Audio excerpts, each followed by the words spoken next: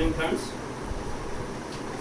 हम आप लोगों को भारतीय संगीत के बारे में बताना चाहेंगे। भारतीय नृत्य का चैप्टर खत्म हो चुका है और अगला चैप्टर है भारतीय संगीत। जैसा कि हम लोग जानते हैं, भारतीय संगीत की उत्पत्ति सामवेद से हुई है और सामवेद सबसे वेद प्राचीन ग्रंथ है भारत के, और उसमें सामवेद के गंधर्व उपवेद से इसकी उत्पत्ति हुई है। भरत मुनि के नाट्य शास्त्र में भी संगीत का उल्लेख मिलता है और नाट्य शास्त्र के 24 श्रुतियों से, श्रुति का अर्थ होता है सुनना, 24 श्रुतियों से 12 रागों की उत्पत्ति हुई है। इसमें 7 राग प्रमुख है जिसके बारे में हम लोग जानना चाहेंगे। आप लोग सुने भी होंगे, बहुत ही पॉपुलर है। सारे गामा पादा नी। रे का अर्थ अग्नि से होता है, दा का अर्थ गणेश देवता से होता है, नी का अर्थ नीचे से होता है, प का अर्थ पदम से होता है। इसका अलग अलग अर्थ है, इसका कोई विशेष महत्व नहीं है, इतना जानने की जरूरत भी नहीं है। अब इसमें अलग अलग हम जानेंगे ध्रुपद के बारे में, ख्याल के बारे में, हिंदुस्तानी संगीत के बारे में, कर्नाटक संगीत के बारे में।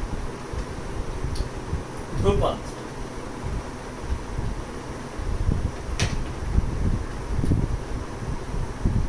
ध्रुपद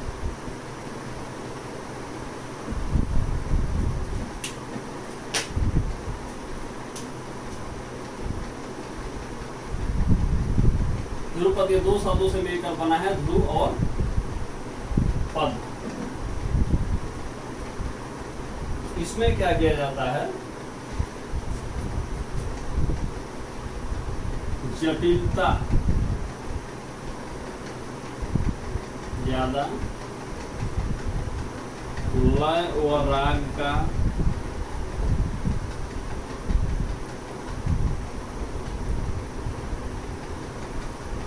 जटिल प्रयोग, स्वतंत्रता कम होती है, स्वतंत्रता कम होती है। वहीं अगला है ख्याल। ख्याल में जटिलता कम होती है, इसके जो नियम होते हैं उसमें थोड़ी खुलापन होती है, यानी स्वतंत्रता होती है। यानी कहने का मतलब कि जो गायक है इसमें कुछ अपना जो है क्रिएटिविटी का प्रयोग कर सकता है। ठीक, आगे महत्वपूर्ण 2 हम लोगों को संगीत के बारे में जानना होगा, एक हिंदुस्तानी संगीत के बारे में और एक कर्नाटक संगीत के बारे में। यही ज्यादा महत्वपूर्ण है। इसमें संगीत में इसी से ज्यादा क्वेश्चन आते हैं और सबसे क्वेश्चन कम पूछे जाते हैं।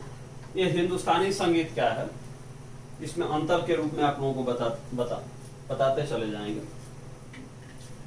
हिंदुस्तानी संगीत जो मुख्य रूप से उत्तर भारत में संपन्न किया जाता है, उत्तर भारत में इसको गाया जाता है और यह जो है कई घरानों में बटा हुआ है। हिंदुस्तानी संगीत से जुड़े हुए कई घराने हैं, जैसे कि आगरा घराने, ग्वालियर घराना, भिंडी बाजार घराना, लिखते चल रहे हैं। आगरा घराना, ग्वालियर घराना, भिंडी बाजार घराना, किराना घराना, बनारस घराना, जयपुर घराना।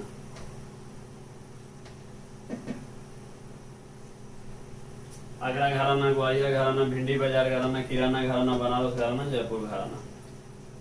इन घरानों से संबंध विशेष परिवार के लोगों से संबंधित है और इनका एक विशेष लय, ताल, एक उस घराना की स्थानीय बोली, स्थानीय विशेषता जुड़ जाता है। उसी आधार पर इन घरानों को, ये परिवारों को अलग किया जाता है। किराना घराना बहुत महत्वपूर्ण है, आप लोग इसको जानते होंगे। इसी से भीमसेन जोशी जो कि भारत रत्न को भी प्राप्त किए, किराना घराना से ही संबंधित हैं। बनारस घराना से हाल ही में मृत्यु हुआ है गिरिजा देवी, जो कि महत्वपूर्ण गायिका थी हिंदुस्तानी हिंदुस्तानी संगीत के।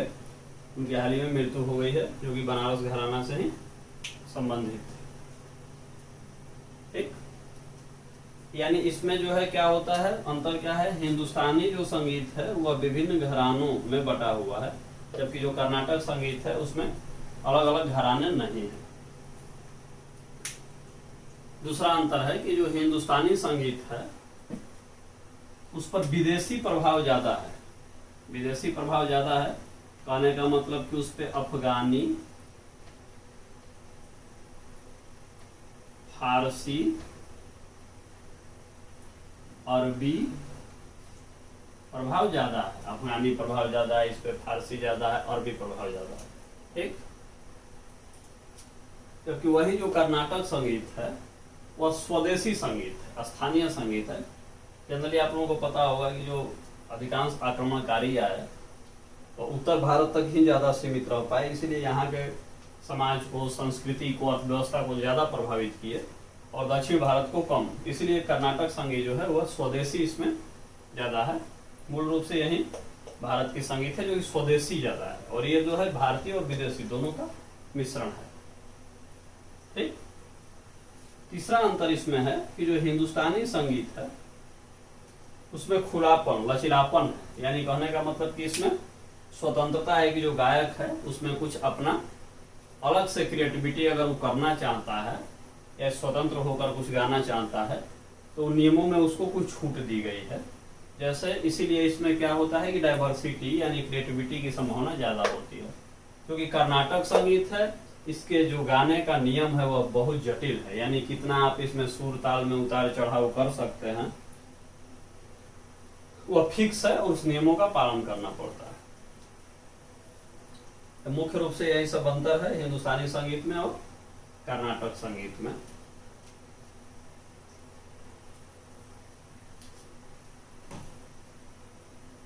भारतीय संगीत ओके, खत्म हो गया।